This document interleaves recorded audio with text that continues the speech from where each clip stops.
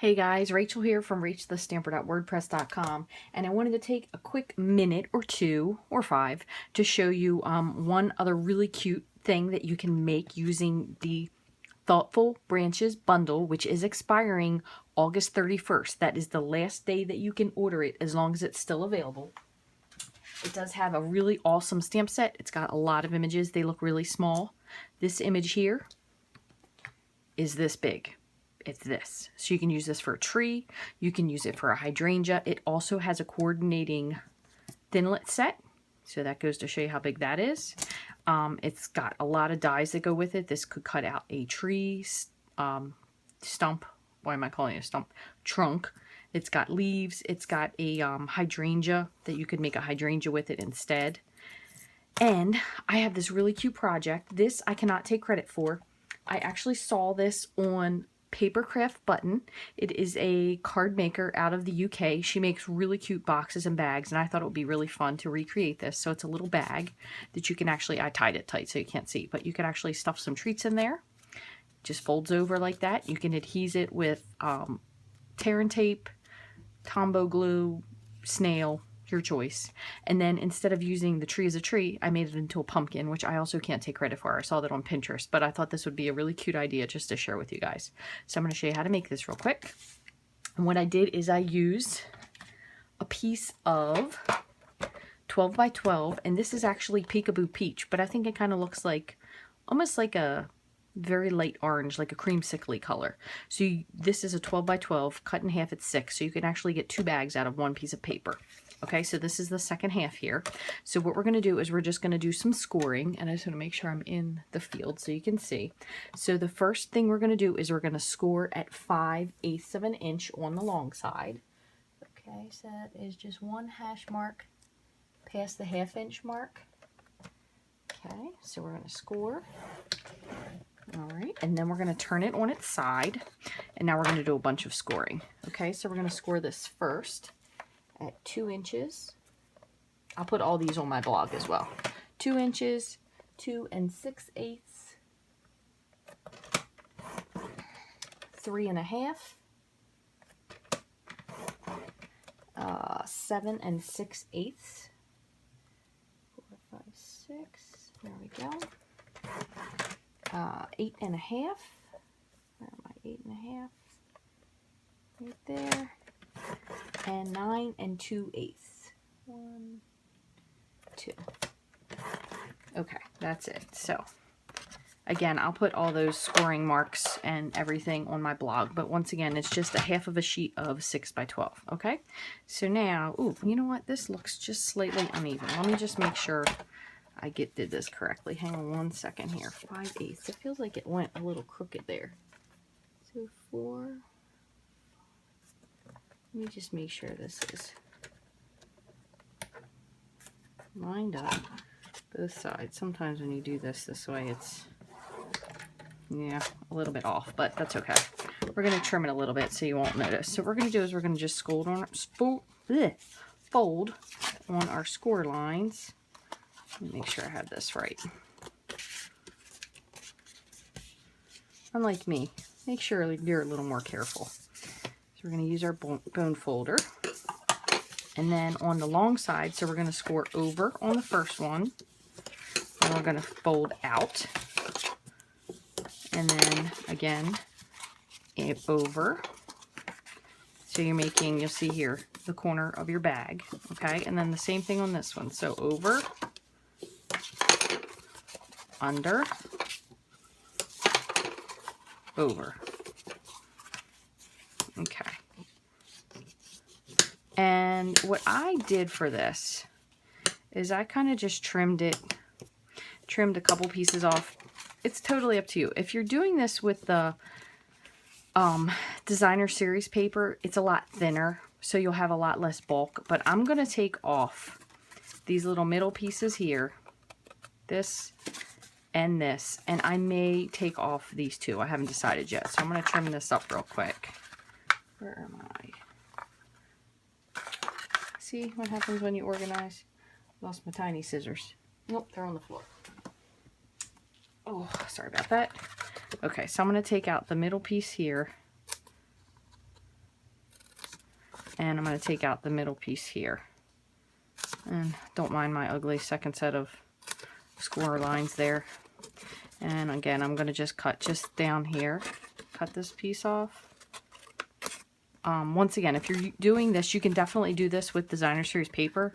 So if you wanted to make it like super Halloween-y, and then in that case, you could leave these parts on. I'm going to give just this a little bit of a notch here. And then the same on this one. And because the designer series paper is a lot thinner than cardstock, so you could use the extra pieces. This is kind of more, makes it a little easier for the pieces to adhere. Okay, so now what you're going to do is just decide if you want the short piece or the long piece over. On mine, I did the short piece over. Completely up to you. So what we're going to do is we're going to put some tear and tape here. Oops. On the inside, just on the very inside edge there. Or you could certainly use Tombow as well, totally up to you. We're going to put some right here on this little bottom flap. Tear and tape's nice though because it can be very specific to where you want it. Just trim this piece up just a smidge. And let's see, I'm folding like this. I do before. Yeah, I'm gonna trim off just a little bit more here so this doesn't show. And same on this side. So we'll go here. Fold. Yeah, we'll put some right here on these two. That way it'll stick down better and it'll just reinforce in case you want to put any like heavier treats in there so it'll stay sealed. Okay, so what we're going to do now is we're just going to peel all these off. So we're going to take this one off first. Okay, and just try to make sure that you keep these, leave this one on to last. Keep these apart so you don't accidentally stick anything that you then have to rip apart. Okay, so you put this down. Okay, and we're going to put this part down first.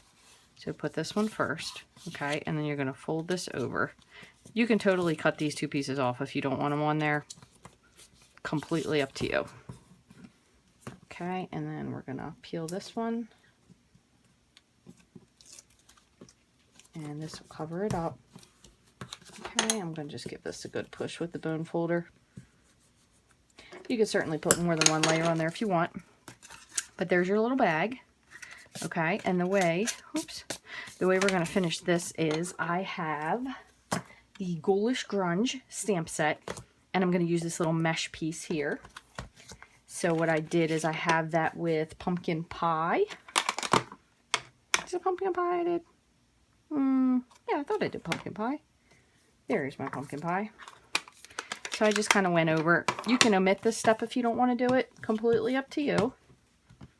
Just kind of gave it a little bit more of a dimension. You can stamp off some if you want. And then I took my sponge and I sponged the edges. Kind of, I guess, depends on if you want it more Halloween-y or more just like pumpkin-y, I suppose, on who you're doing it for, if you want to make it look scary or not. Okay, and then what I did, again, this is up to you, is I finished mine off with some of the Halloween Night Baker's Twine. It's black and gray. That also comes in orange and black, so we'll do that one instead. And what I did is I used my, I guess this is a 16th, oh, I don't even know, it's so tiny. This is not a Stampin' Up! Punch. It was the only one I had handy. So I just kind of eyeballed. And for this one, since it's so small, I had to punch mine twice. But if you have like probably a 1/8 of an inch punch, you should be okay just doing it once. Or if you want to thread it through with a needle and thread, that would work equally as well in getting the piece through. So let's see here. See if we can get this through without making a mess. Okay, there's one. The other thing that I've seen a couple people do, which is kind of fun, is, of course it worked better if you had this threaded, come on you little bugger, is they actually double it and then they trim it so it's like twice as thick. Sorry guys, bear with me. Almost got it. Come on. Come on. Ugh. I knew this was going to happen, but I didn't want to run all the way downstairs and get a needle and thread. Let me trim this off one more time. I apologize. As painful as this is for you to watch, it's as painful for me to know that you have to suffer through watching it. Okay, there we go. All right, so sorry about that. Okay, so let's pull this through. And I'm gonna just knot it and do a little bow. Just like that. Whew, that was painful. Sorry about that. Welcome to another edition of Painful Stamping with Rach the Stamper. All right, there we go. So, to save some time, I did go ahead and punch this out ahead of time. So this is just that beautiful punch. I punched this onto pumpkin pie, but I used Cajun Craze as the ink. And then I did garden green for the tree trunk, which is going to be the top of our pumpkin. And you could do this in brown too if you wanted to. Perfectly fine. And then I stamped it in Always Artichoke just to give it a little depth. So what I'm going to do for this one instead